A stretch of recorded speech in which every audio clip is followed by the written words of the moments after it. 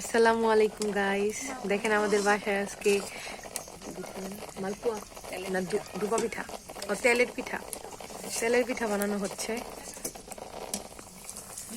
দেখেন এটা হলো খেজুরের রস দিয়ে অনেকগুলো করে নারিকেল দিয়ে এটা বানাইছে।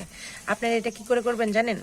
প্রথমত হলো একটু পানি নিবেন, চালের আটা নিবেন, পরে এটার মধ্যে অনেকগুলো করে নারিকেল, পরে হলো খেজুরের রস, চালের গুঁড়ি সব কিছু একসাথে দিয়ে এটাকে মুথে পরে এটাকে ডো বানিয়ে নিবেন এরকম করে, একটু পাতলা পাতলা যেরকম, আর তেলের মধ্যে দিবেন এরকম করে, সুন্দর করে ফুলে ফুলে উঠবে।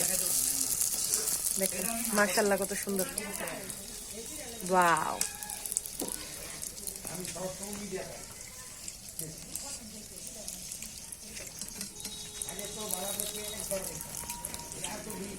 এটা এখন উল্টে দিব, দেখেন কত ফুলো ফুলো, মাশাআল্লাহ।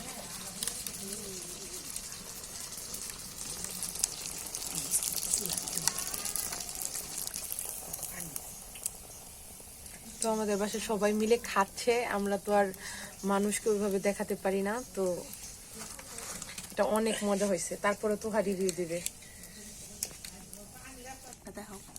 এই দেখেন কত সুন্দর, একদম গরম গরম, আহা অনেক মজা। আর নারিকেল গুলা, এই যে দেখো নারিকেল, এটা কিন্তু কই, এই যে এগুলা কিন্তু নারিকেল, অনেক মজা। খাও, কে বলো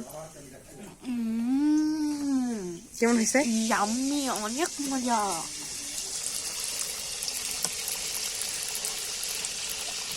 তো আপনারাও শীতের দিনে এরকম করে মজা করে হলো ডুবা পিঠা বা তেলের পিঠা বানায় খাবেন, আর আমাকে কমেন্ট করে জানাবেন আপনার কাছে কোন পিঠাটা বেশি পছন্দের। আমার আব্বুর কাছে হলো এই পিঠা, আমাদের তোহার কাছে হলো চিতল পিঠা। তো আজকে এই পর্যন্ত, সবাই অনেক বেশি ভালো থাকবেন। আল্লাহ হাফেজ।